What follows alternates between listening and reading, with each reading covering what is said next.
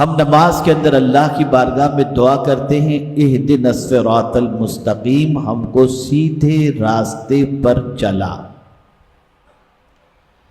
اگر ہم یہ کہیں تو غلط نہ ہوگا کہ اللہ کی بارگاہ میں ہم ہدایت کی دعا مانگتے ہیں۔ ہدایت اس کی دو قسمیں ہیں۔ ایک تو ہدایت کے معنی ہوتا ہے راستہ دکھانا، چلنا، بتانا، اور ہدایت کی دوسری قسم ہوتی ہے اللہ کی طرف سے کسی کو اس راستے پر چلنے کی توفیق کا مل جانا۔ میں یقین کے ساتھ کہتا ہوں کہ انشاءاللہ العظیم اگر تھوڑی دیر مکمل توجہ اور انہماک کے ساتھ آپ نے گفتگو سماعت کرنے کی زحمت کی، جیسا کہ ابھی بھی کر رہے ہیں، تو ایک نئی فکر لے کر، ایک نئی سوچ لے کر آج آپ یہاں سے انشاءاللہ اٹھیں گے۔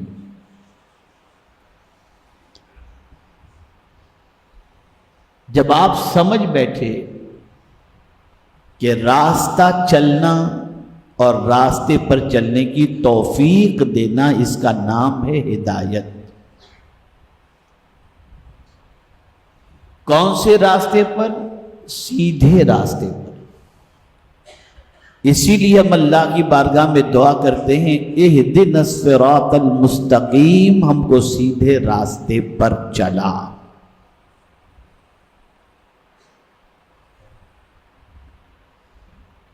تو اگر ہم نے چلنا ہے تو پتہ چلا سیدھا بھی راستہ ہے اور ٹیڑھا بھی راستہ ہے۔ جب ہم اللہ کی بارگاہ میں یہ دعا کرتے ہیں کہ ہم کو سیدھے راستے پر چلا، تو پتہ چلا کوئی ٹیڑھا راستہ بھی ہے جس سے ہم بچنا چاہتے ہیں۔ اب سیدھا راستہ کون سا ہے وہ بھی ہم نے اللہ کی بارگاہ میں پوچھا، تو اللہ نے فرمایا کہ اس طرح دعا کرو صراط الذین انعمت علیہم، ان کے راستے پر چلا جن پر تیرا انعام نازل ہوا۔ اب آئیے سمجھیں، بندہ یہ کہہ سکتا ہے کہ میں سیدھے راستے پر چلوں، میں جنگل و بیابان میں رہتا ہوں، مجھے کوئی سیدھا راستہ دکھانے والا نہیں، میں ایسی جگہ پر رہتا ہوں جہاں کوئی نہ مسجد ہے، نہ کوئی راستہ دکھانے والا ہے، نہ کوئی قرآن کی تعلیم مجھ تک پہنچانے والا ہے، میں تو اپنی مرضی کے مطابق زندگی گزارتا ہوں، اس لیے کہ مجھے کوئی سیدھا راستہ دکھانے والا ظاہری طور پر نظر نہیں آ رہا، اس لیے میں اپنی منمانی زندگی گزارتا ہوں۔ یہ ایک انسان کا بڑا آبجیکشن اور بڑا سوال ہو سکتا ہے۔ تو یاد رکھیں، ہدایت کے لیے، سیدھے راستے پر چلنے کے لیے اللہ عز و جل نے 3 چیزوں کا ذکر قرآن مقدس میں فرمایا ہے۔ ہدایت کی 3 قسمیں بیان فرمائی گئیں، یعنی 2 قسمیں تو آپ سماعت فرما چکے۔ اب ہدایت کے راستے پر چلنے کے لیے، سیدھے راستے پر چلنے کے لیے اللہ نے 3 ذریعے رکھے، ان ذریعوں کے ذریعے ہم سیدھے راستے پر چل سکتے ہیں۔ اس میں سے پہلا راستہ ہے فطرت اور فہم، سمجھنا۔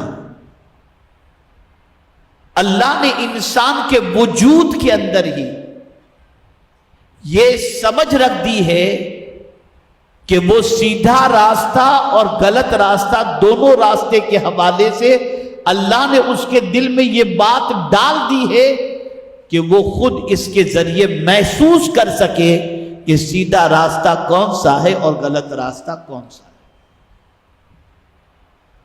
اب اس کو میں مثال کے ذریعے سمجھاؤں، قرآن کی آیتیں بھی پیش کروں گا، مثال کے ذریعے سمجھاؤں۔ آپ دیکھیں، انسان برائی کو برائی جانتا ہے، اسی لیے جب برائی کرتا ہے تو چھپ کر کرتا ہے۔ انسان برائی کو برائی جانتا ہے، اس لیے ہمیشہ چاہتا ہے کہ اس کی برائی کا پتہ کسی کو نہ چلے، اور انسان نیکی کو نیکی اور ثواب کا کام جانتا ہے، اس لیے ہمیشہ چاہتا ہے کہ اس کی نیکی کا پتہ لوگوں کو چل جائے۔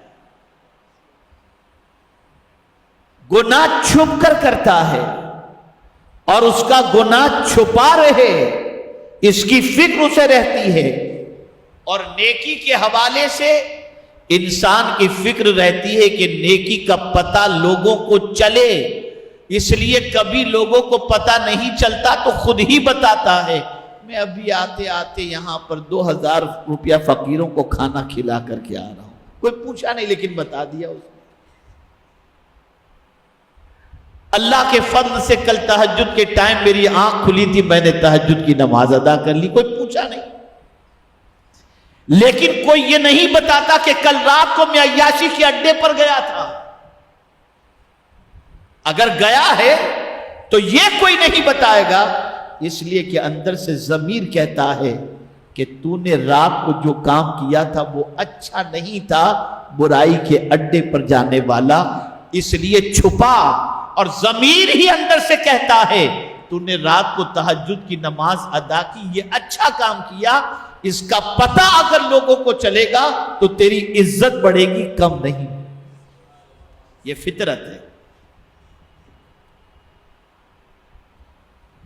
اور تھوڑا سا قریب قرآن کی روشنی میں آپ کو سمجھانے کی سعادت حاصل کروں تو آپ سمجھ جائیں گے۔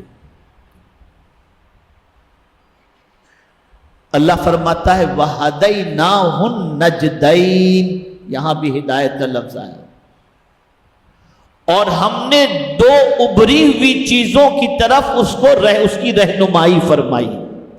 توجہ چاہوں گا، دو ابری ہوئی چیز،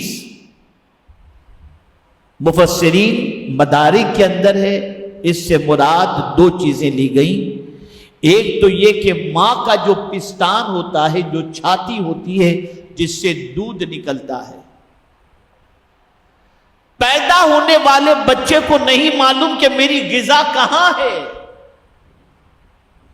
لیکن جیسے ہی ماں اپنے بچے کو سینے سے لگاتی ہے، بچہ دودھ پینا شروع کر دیتا ہے۔ بچے کو بولا نہیں جاتا کہ میرے بیٹے تو میرا دودھ پی لے۔ یہ کون ہے جو اس بچے کی طبیعت کو اس طرف مائل کرتا ہے؟ یہ میرا پروردگار، یہ میرا مالک ہے۔ کس نے راستہ دکھایا؟ خدا نے راستہ دکھایا۔ کس نے ہدایت عطا فرمائی؟ اللہ نے عطا فرمائی۔ بچے کو بولو نہ سنے نہ سمجھے نہ کچھ کرے، اے اللہ تیری عظمتوں پر قربان کہ تو ہدایت دینے پر آتا ہے تو دودھ پیتے بچے کو بھی ہدایت عطا فرما دیتا۔ اسے سمجھو تھوڑا سا۔ میرے پیارے آقا صلی اللہ تعالی علیہ وسلم کے پیارے دیوانوں، اسی طریقے سے مفسرین کا ایک دوسرا قول بھی موجود ہے، اور وہ یہ ہے کہ اللہ نے بندے کو خیر کا راستہ بھی بتایا اور شر کا راستہ بھی، بھلائی کا بھی اور برائی کا بھی۔ اس لیے میرے پیارے آقا صلی اللہ تعالی علیہ وسلم کے پیارے دیوانوں، انسان جب کبھی بھلائی کرنا چاہتا ہے تو اس کو ایک فرحت محسوس ہوتی ہے، اور جب انسان کبھی گناہ کرنا چاہتا ہے تو اس کے دل میں ایک خوف اور ڈر سا محسوس ہوتا ہے۔ مسجد میں جاتے ہوئے کوئی ڈرے گا نہیں، قرآن پڑھتے ہوئے کوئی ڈرے گا نہیں، تسبیح و تحلیل میں کوئی ڈرے گا نہیں، غریبوں اور فقیروں کی مدد کرنے میں کوئی ڈرے گا نہیں، لیکن جب جھوٹ بولنا ہوگا تو اندر ڈر سا محسوس ہوگا، پکڑا گیا تو کیا ہوگا۔ کون ہے جس نے خیر و شر کی یہ توفیق اور ہدایت عطا فرمائی؟ یہ مولا ہے، یہ اللہ عز و جل ہے، یہ پالنہار حقیقی ہے۔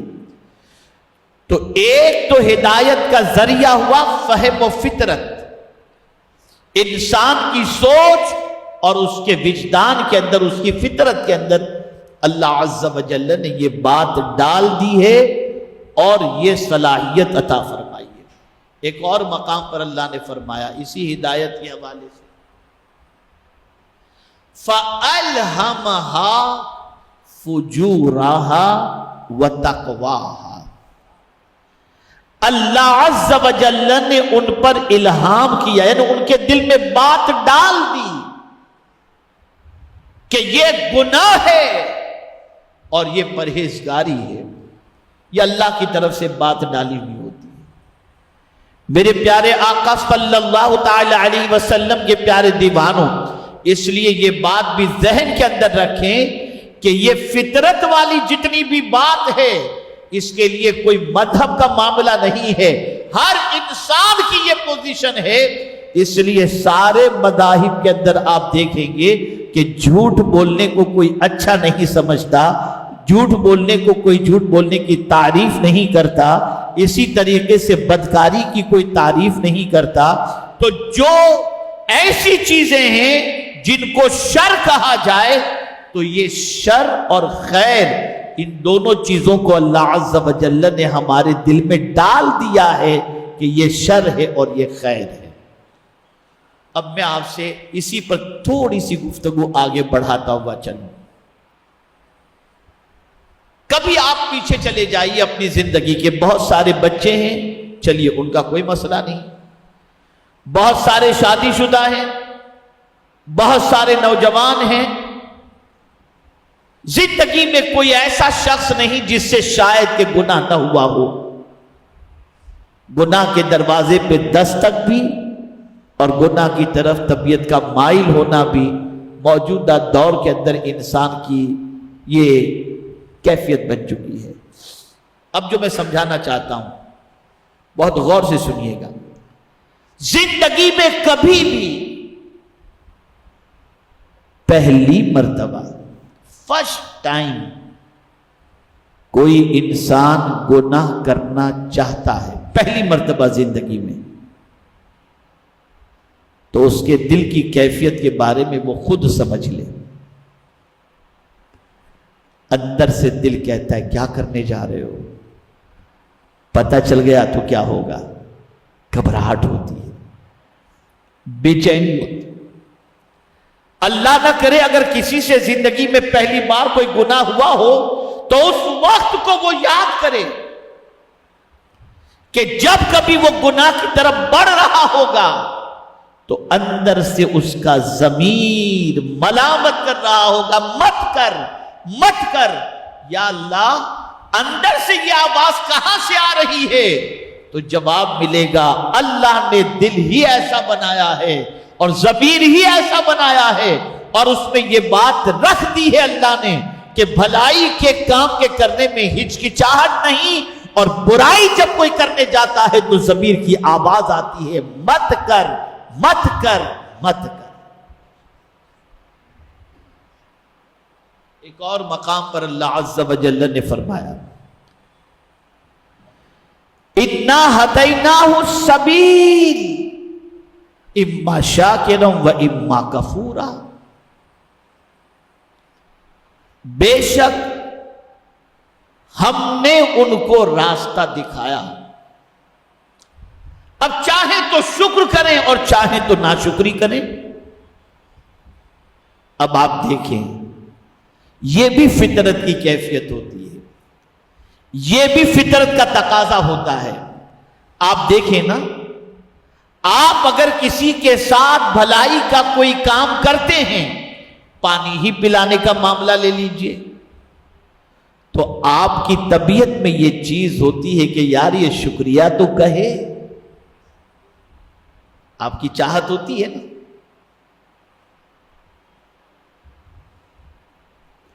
اے رسول اعظم صلی اللہ علیہ وسلم کے دیوانوں، اگر کوئی شخص کسی پر احسان کرے، کوئی بھلائی کا معاملہ اس کے ساتھ کرے، تو یہ اندر سے تمنا ہوتی ہے کہ یہ مجھے تھینک یو کہے، میرا شکر ادا کرے، یہ ساری چیزیں کرے۔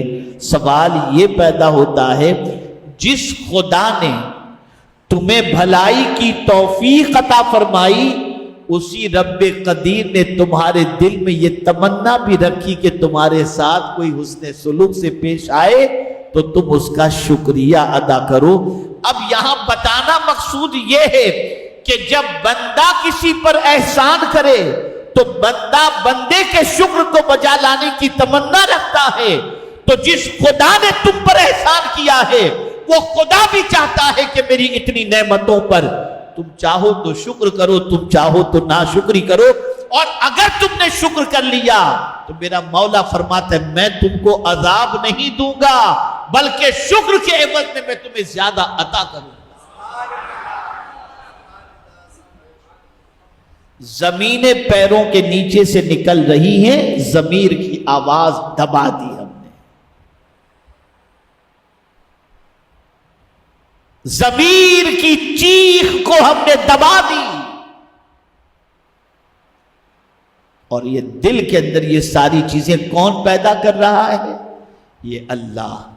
اب اگر تم جنگل میں ہو، بیابان کے اندر ہو، ایسی جگہ ہو جہاں تمہیں کوئی تقریر سنانے والا بھی نہیں ہے، تو تم یہ نہیں کہہ سکتے کہ میں کیا کروں، ارے نادان، کوئی ہو یا نہ ہو، اللہ نے تجھے فطرت کے اندر بتا دیا ہے، فہم عطا فرمایا ہے، ضمیر تجھے عطا کیا ہے، جب بھی تو بھلائی کرے گا تیرا ضمیر تیری تعریف کرے گا، اور جب تو برائی کرے گا تیرا ضمیر کہے گا مت کر، تو ضمیر کی آواز پر لبیک کہتا ہوا نظر آ۔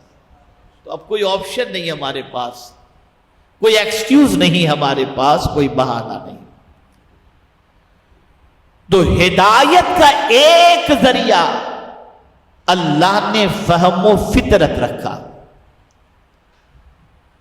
اور اس کے بعد اب آئیے شہر میں رہنے والے، مساجد جہاں پر آباد ہیں یا قائم ہیں وہاں رہنے والے، بلکہ سارے انسانوں کے لیے اللہ نے ایک دوسرا ذریعہ بھی رکھا۔ ہدایت کے 3 ذریعے ہیں، ایک تو فہم و فطرت ہوگی، اب دوسرا ذریعہ بھی اللہ نے رکھا۔ وہ دوسرا ذریعہ کون سا ہے؟ نبی، رسول اور علماء اور اولیاء۔ حضور صلی اللہ علیہ وسلم پر نبوت ختم ہو گئی، اور میں تو ہماری اس مسجد کے بنانے والوں کو، آباد کرنے والوں کو بتاؤں کہ مسلمانوں اپنی قسمت پر ناز کرو کہ حضور سے پہلے مسجد بنانے کا کام صرف انبیاء کرتے تھے۔ یہ حضور کا صدقہ ہے کہ حضور کی امت کو بھی اس کام کی اللہ نے توفیق عطا فرمائی۔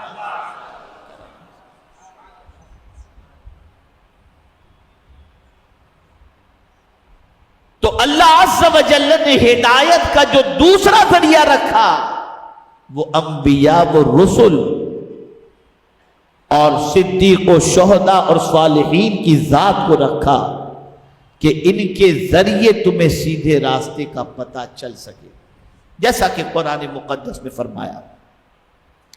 انشاءاللہ کوئی بھی بات قرآن سے ہٹ کر نہیں کروں گا، میں کوشش کروں گا قرآن کے ذریعے آپ کو سمجھاؤں۔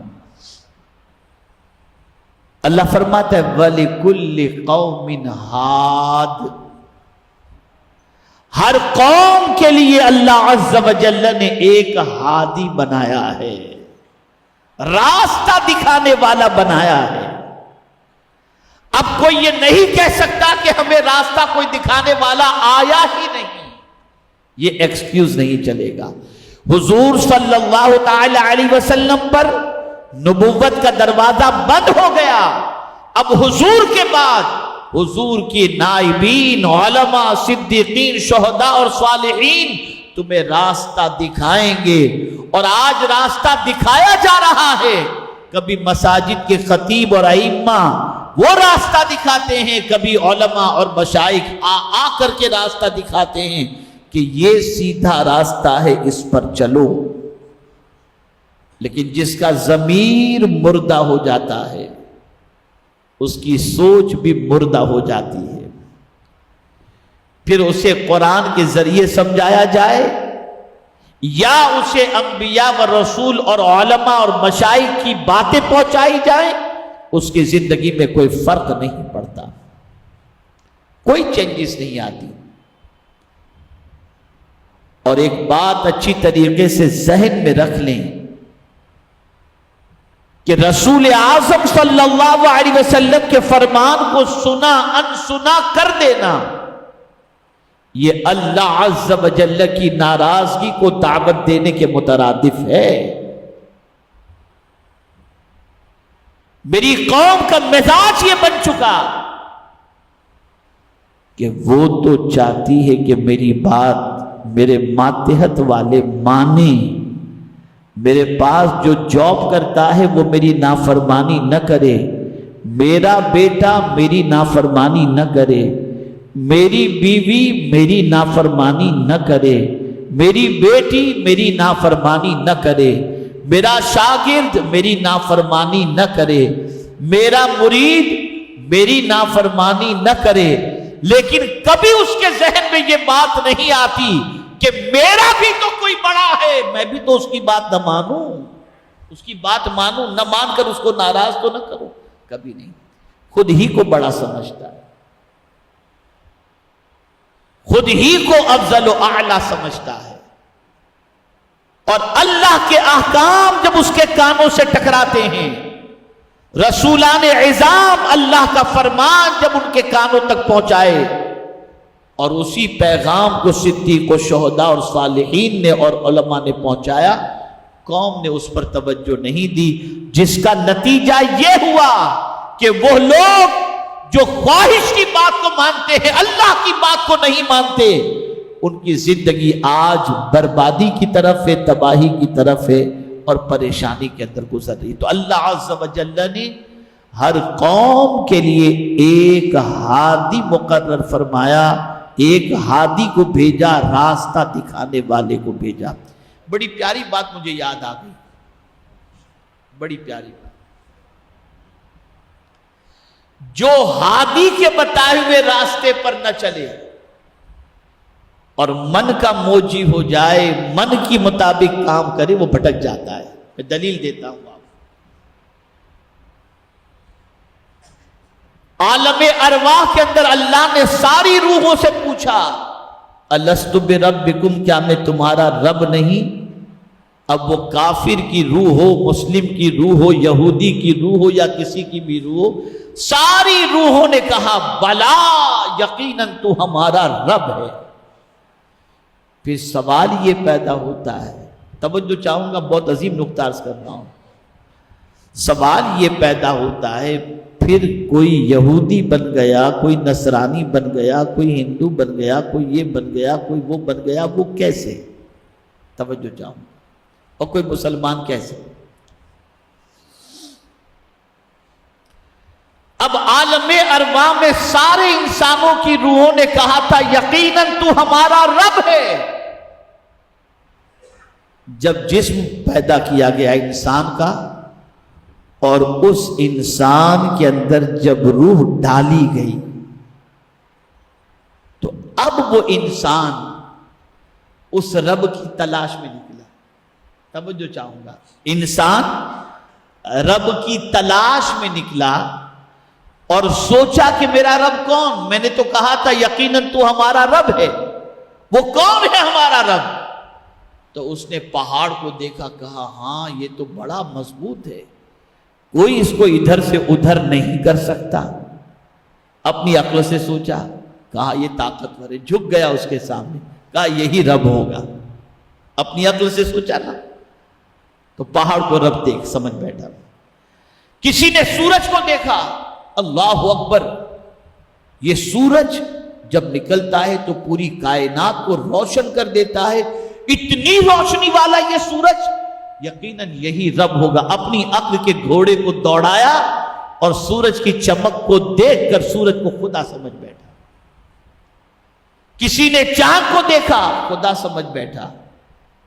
کسی نے سمندر کو دیکھا، اسے خدا سمجھ بیٹھا، کیونکہ وہ اپنی عقل سے خدا کی تلاش میں نکلا۔ توجہ چاہوں گا، اپنی عقل سے خدا کی تلاش میں نکلا، بھٹک گیا۔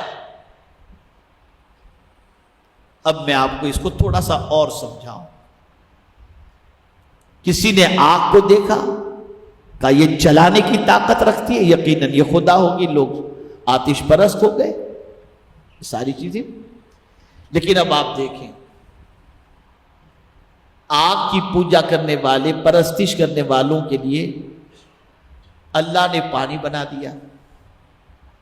اب پانی آگ کو بجھا دیتی ہے، پانی آگ کو بجھا دیتی، تو لوگوں نے سوچا کہ جو پانی آگ کو بجھا دے یقیناً یہ پانی طاقتور۔ اب پانی کو ہوا اڑا کے لے جاتی ہے، تو بولے ہوا طاقتور۔ یہ پانی کو ہوا بنا کر کون لے جاتا ہے، کس کی وجہ سے؟ تو بھئی چاند سورج کی وجہ سے یہ ہوتا ہے۔ تو آدمی دیکھتا گیا چاند سورج پانی سے زیادہ طاقتور ہوا ہے، ہوا سے زیادہ طاقتور چاند ہے، چاند سے زیادہ طاقتور سورج ہے، تو سب کی طرف توجہ بڑھتی گئی، اور جا کر کے انہوں نے اس کو خدا سمجھنے کی کوشش کی، تو پروردگار نے اپنے محبوب کو ایسی طاقت عطا فرمائی کہ چاند کے بھی 2 ٹکڑے کروا دیے، سورج کو بھی پلٹا کے بتا دیا۔ اب کہیں ایسا نہ ہو کہ لوگ حضور کو خدا سمجھ بیٹھیں، تو حضور نے فرمایا اے لوگو، جس خدا کے سامنے محمد جھکتا ہے اسی خدا کا پتہ بتانے کے لیے تو میں آیا ہوں۔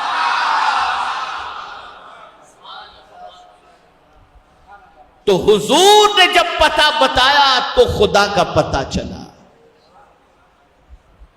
تو جو عقل سے خدا کی تلاش میں نکلے بھٹک گئے، اور جو نبی کے واسطے سے خدا کو تلاش کرنے نکلے انہوں نے منزل پا لی، منزل پا لی،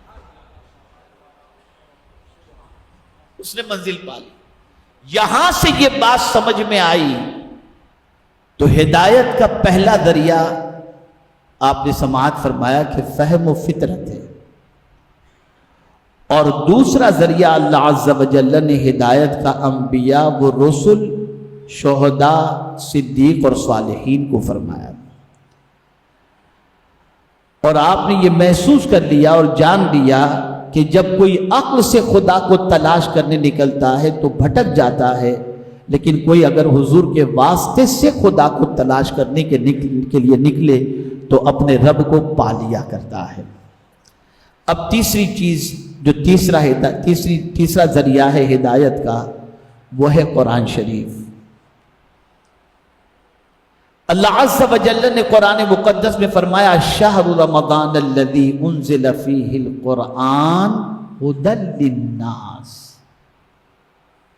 میرے پیارے آقا صلی اللہ تعالی علیہ وسلم کے پیارے دیوانوں، اب ہماری ذمہ داری یہ بن جاتی ہے کہ قرآن جسے حلال کہے وہی حلال، اور قرآن جسے حرام کہے وہی حرام، قرآن جس سے دوستی کے بارے میں کہے اسی سے دوستی، اور قرآن جس سے دوستی سے روکے اس سے دوستی نہ کی جائے۔